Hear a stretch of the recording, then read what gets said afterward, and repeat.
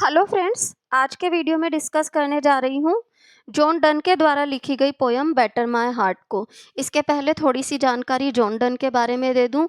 मैंने अपनी अर्लियर भी कई पोयम्स जॉन डन से रिलेटेड आप लोगों से डिस्कस की है और उन सब पोयम्स में जॉन डन के बारे में आपको कई जानकारियाँ दी हैं, जिसमें आपको ये भी बताया है कि जॉन डन जो थे वो मेटाफिजिकल पोइट्री के जनक माने जाते हैं और रिलीजियस सोनेट्स और लव सोनेट्स दोनों ही उनके काफ़ी फेमस रहे हैं। मेटाफिजिकल पोइट्स के यही दो सब्जेक्ट होते हैं, लव एंड रिलीजन। डिटेल में मैंने ये सब कुछ अपने अर्लियर वीडियोस में आप लोगों से डिस्कस कर रखा है, तो कोशिश कीजिए कि आप उन वीडियोस को भी अच्छे से देख सकें और समझ सकें। अभी यहाँ पर हम बेटर माय हार्ट की बात करते हैं। बेटर माय हार्ट जो है उनके होली सोनेट्स डिवाइन मेडिटेशन नामक कलेक्शन में से लिया गया है और इसमें ये 14वें नंबर का सोनेट है। उनका ये कलेक्शन 1609 से 1611 के बीच में लिखा गया था। ये वो एरा था जबकि कैथोलिसिज्म से लोगों का डाइवर्जन एंग्लिकैनिज्म की ओर हो रहा था।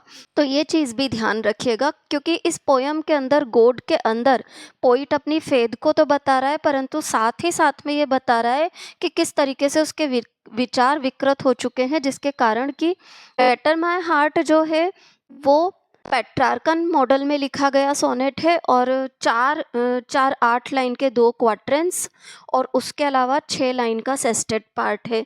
ऊपर की 8 लाइन को हम ऑक्टेव कहते हैं, नीचे की 6 लाइन को हम सेस्टेड कहते हैं। ये कुछ एक चीज़ें भी सोनेट के बारे में याद रखिएगा।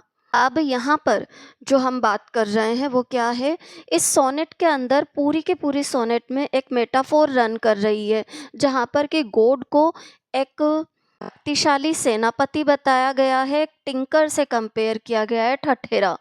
जैसे ठठेरा बर्तनों के अंदर जो मोच या खराबी होती है उसे ठीक कर देता है, साथ ही साथ में बर्तन का निर्माण बहुत अच्छे से करता है। ठीक वही रोल वो भगवान का बताते हुए कहते हैं कि भगवान को भी उसके अंदर की जो भी कमियां हैं, खामियां हैं, उन्हें दूर करना है। उसको वो खुद को एक राज्य से कंपेयर करके कहता है कि इस पर गॉड अटैक करे और इसे अपने कब्जे में कर ले।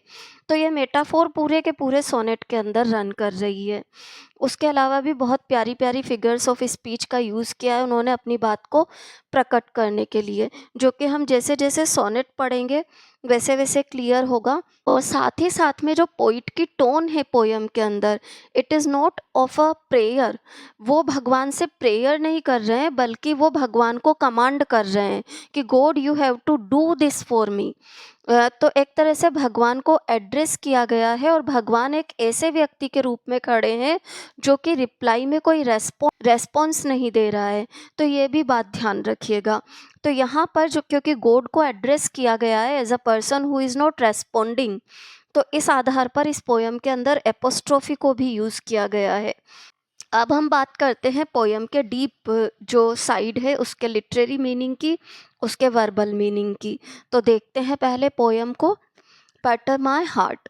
जब शत्रु सेनाएं किसी राष्ट्र पर आक्रमण करती हैं तो जो किला होता है उस किले के दरवाजे को ठोक ठोक करके तोड़ा जाता है, तब कहीं प्रवेश किया जा सकता है।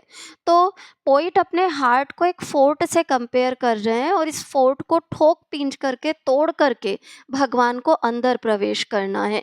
कुछ इस तरीके के कंसेप्ट के साथ वो पोयम को शुरू करते हैं और भगवान से कहते हैं कि बेटर माय हार्ट, मेरे हार्ट को बेटर करो।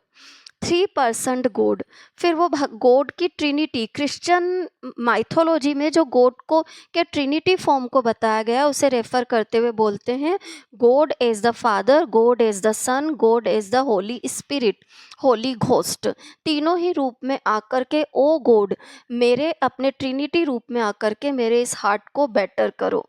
For you as yet but knock. अभी तक तुमने क्या किया है, मुझे बस थोड़ी बहुत ठोकरें दे दी हैं। नोक यानी ठोक कर देना, ब्रीद। हवा में उड़ाया है इधर उधर। शाइन, चमचमाए हो तुम मेरे ऊपर। एंड सीक टू मेंड, मेंड यानी सुधारने की कोशिश करना। पोइट कहता है अभी तक तो तुमने बहुत ही प्यारे प्यारे तरीके अपनाए हैं मुझे सुधारने के। नोक, मुझे टक्कर मारी है। ब्रीद, फूक, हवाओं में उड़ाया है। शाइन, चमचमाए हो तुम मेरे ऊपर। एंड सीक टू मेंड, और सीक टू मेंड यानी तुमने मुझे सुधारने की कोशिश की है ओ गॉड। इससे ज़्यादा तुमने कुछ भी नहीं किया अभी तक तो। और ऐसा तुमने क्यों किया है, ताकि मैं खड़ा हो सकूं, rise. That I may rise, ताकि मैं खड़ा हो सकूं, ऐसा इसलिए तुमने किया है। एंड स्टैंड, और खड़ा होकर के अपने पाँवों पर मजबूती से आ जाऊं। ओवर थ्रो मी, पर अब तुम्हें क्या करना है? अभी तक तुमने जेंटल मेथड्स अपना लिए, अब तुम्हें ये नहीं करना है। ओवर थ्रो मी, अब तो तुम मुझे फेंको उछाल करके। Over throw me. And bend your force, और अपनी पूरी ताकत लगा दो। बेंड योर फोर्स का मीनिंग है अपनी पूरी ताकत लगा दो गॉड, टू ब्रेक, मुझे तोड़ने में। ब्लो, तेज फूंक मारो मुझे। जैसे भट्टी होती है ना, एक ठठेरा या टिंकर या जो लुहार होता है वो क्या करता है, उसमें फूंक मारता है तेजी से कि लोहा पिघले, आग भड़के। तो पोइट रिक्वेस्ट कर रहा है गॉड से कि आप फूंक मारो, तेज आग में जलाओ मुझे, burn. And make me new, और मुझे बिल्कुल नया कर दो। Make me new. I like a usurped town, मैं क्या हूँ? एक ऐसा कस्बा हूँ जिस पर किसी शत्रु ने कब्जा कर लिया है। यूजर्प्ड टाउन, मैं कब्जा किए हुए कस्बे जैसा हूँ। यूजर्प्ड, जिसे कि किसी दूसरी आर्मी ने अपने कब्जे में टेक इन कर लिया है, पकड़ लिया है, सीज्ड है। टू अनोदर ड्यू, किसी अन्य राज्य के कब्जे में चला गया कस्बा हूँ मैं। लेबर टू एडमिट यू, और मैं कोशिश कर रहा हूँ। लेबर यानी प्रयास करना, कोशिश करना। मैं लेबर कर रहा हूँ कि तुम अंदर प्रवेश कर पाओ, कोशिश कर रहा हूँ कि तुम मेरे हृदय में प्रवेश कर जाओ, हृदय रूपी उस किले में प्रवेश कर जाओ। But oh to no end, पर अरे कोई फायदा नहीं हो पा रहा है। But oh to no end. Reason your viceroy in me, viceroy, viceroy से वो किसको कंपेयर कर रहा है? रीजन को। यहाँ वापस मेटाफोर है, वो कहता है कि जो तुमने मुझे अक्ल दी है ना, बुद्धि दी है, वो जो मेरी अकल है, मेरी बुद्धि है, वो तुम्हारा रिप्रेजेंटेटिव है मेरे हृदय के अंदर। रीजन योर वायसराय इन मी, जो तर्क है, तर्क करने की शक्ति है मेरी, वो तुम्हारे रिप्रेजेंटेटिव के तौर पर मेरे अंदर बैठी है। मी शुड डिफेंड, और उस रीज़न को क्या करना चाहिए? उसे मुझे रक्षा करनी चाहिए, मेरी बचाना चाहिए। डिफेंड, मी शुड डिफेंड, उस रीज़न को मुझे बचाना चाहिए आकर के।